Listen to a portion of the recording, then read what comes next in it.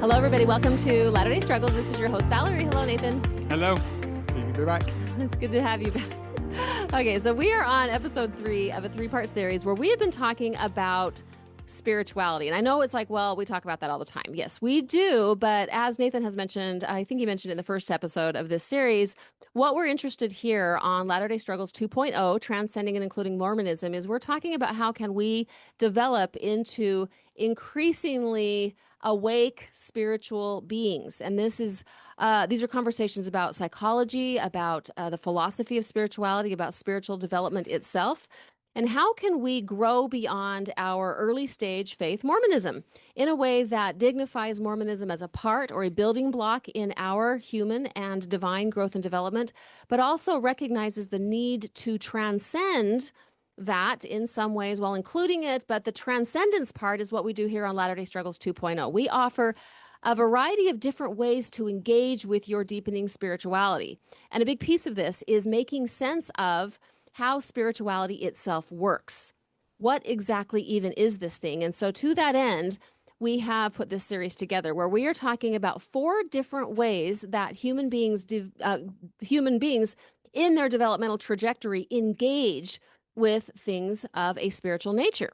Episodes 1 and 2 talked about the concept, the baseline, the building block, number 1 at the bottom is this concept of belief. This is a cognitive idea around concepts that are connected to God and how to, return to God, shall we say. So human beings are going to begin a spiritual engagement with beliefs. I love what you're saying, Nathan, that depending on where we are developmentally, the questions even change. And I think also it has to do with how we are conditioned or taught in our early stage belief phase, how we are even taught to engage with this thing that is God, right? In other words, for many of us, because most of you listening are LDS origin, right?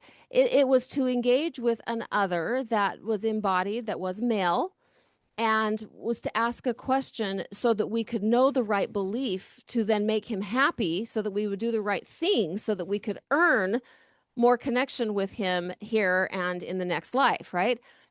You could argue that there's like every piece of that paradigm could be deconstructed. Yes. Right? Yes. Because further down the line, it's questionable for many of us if we're even praying to another entity. And for me, quite honestly, I don't know that I am. It's easier for me to engage that way because I'm used to engaging that way. But I think what is happening when these spiritual experience happens is that we are becoming experientially plugged in to some dimension of the universe that reminds us of who we truly are. Mm. It reminds us that we are all both waves and particles of love, of expansion, of beauty, of goodness, of God. And that's why when the mystics report back these spiritual experiences deep in their own development, they say, I found God inside of me. Yeah. And so that right there is the potential that one can have of a spiritual experience. However, these peak experiences are sometimes exploited and used in the service of like our regressive belief-oriented development. So the question you might be asking, which is why I kept sort of prefacing our conversation with, gosh, experience is sticky. It's really hard because on the one hand, I'm saying, okay, we're building a framework. So you say, okay, you've got the bottom frame, which is concepts. In primary, we learn about loving one another, about serving, about saying I'm sorry when I make a mistake. That's the basis, right? And then we transcend and include the good parts of belief, and those become these moments of faith. These moments of an essential shift away from I need to believe the right thing to get the thing that I want, and I need to make you believe the right thing so that I get you near me while I get the thing that I want, right? And we move to this concept of belief, we move from belief to faith, and then this is the sticky part. Then we move to experience, but here we are saying that experience sometimes actually circles us back to faith, okay? So that's why I wanted to introduce concept number 2 around experience. So we have these peak experiences, which can open us up to more awakening and adapting towards the becoming. It can, but it often doesn't. Okay. So that's why we need experience concept, or like the concept of experience number 2. And we're going to call these formative experiences, which is not as much about something that begins and ends. This is not like a revelation or a personal, like a spiritual experience, or what do we call it in Mormonism? I can't, like, what did you call it a minute ago? A spiritual A experience. spiritual experience. Yeah. Okay. I sometimes forget some of like our vernacular, right?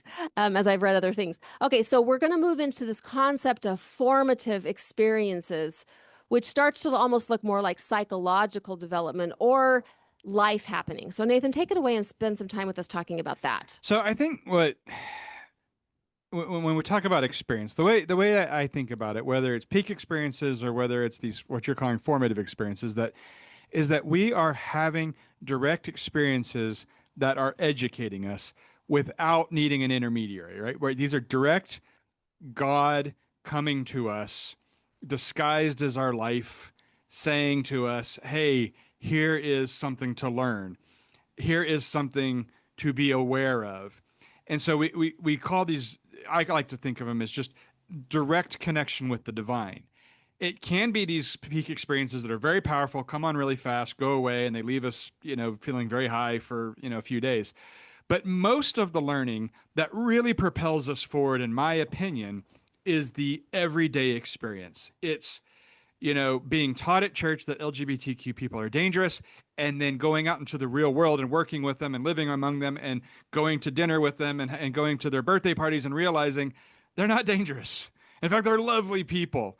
And I was taught to be afraid, and I didn't need to be afraid. And so over the years, as I have these daily experiences with my LGBTQ brothers and sisters, and I realize there's nothing to be afraid of, that is God coming to me disguised as my everyday life to teach me something above and beyond the dogma that I started with that is holding me back. I guess I can only speak from personal experience on this one, because I think it probably is a little different for everybody. But I want to go back to something that you said. You said that everyday life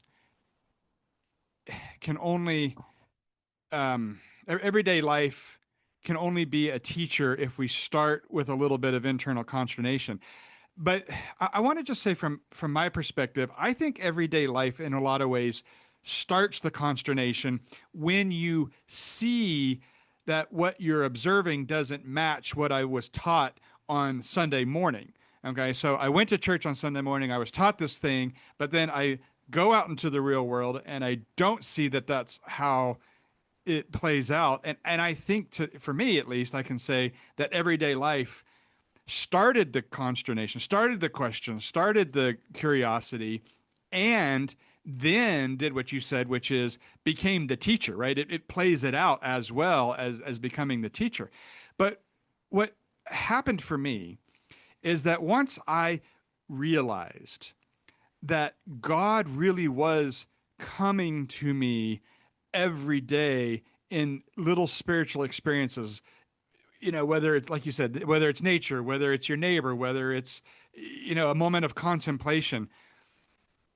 And I was able to say to myself, I appreciate what I was taught to this point, but thank you, church. I don't need you to tell me anymore what to think or what to believe or what to feel. I have found God, and I am now working with God directly, and we will now figure it out for the most part going forward. It doesn't mean I can't take advice here and there, right? It doesn't mean I'm throwing away everything that was good, but my way forward is now to recognize that me and God are talking every day, and it's in everyday experiences. That changed me. That changed once it changed me into I'm not bad, I am good. It changed me into I don't need an external source of authority. Me and God are talking. It changed me from God is not angry, but God is loving. And so as soon as I began to have those experiences, the whole paradigm shifted. And that is a change. That was me changing.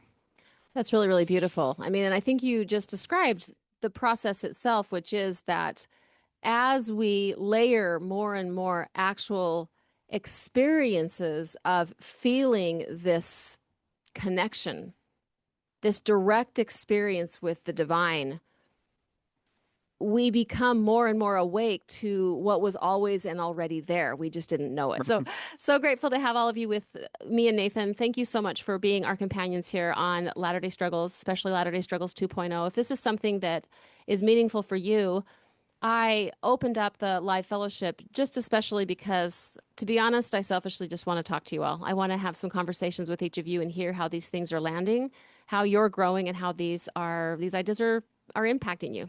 So if this calls to you, I'd love to see you there. Thanks for being with me, and we'll see you next time. Bye. Thank you for listening to Latter-day Struggles. If this podcast has supported your faith journey, we invite you to explore the many ways you can continue your healing and growth with us.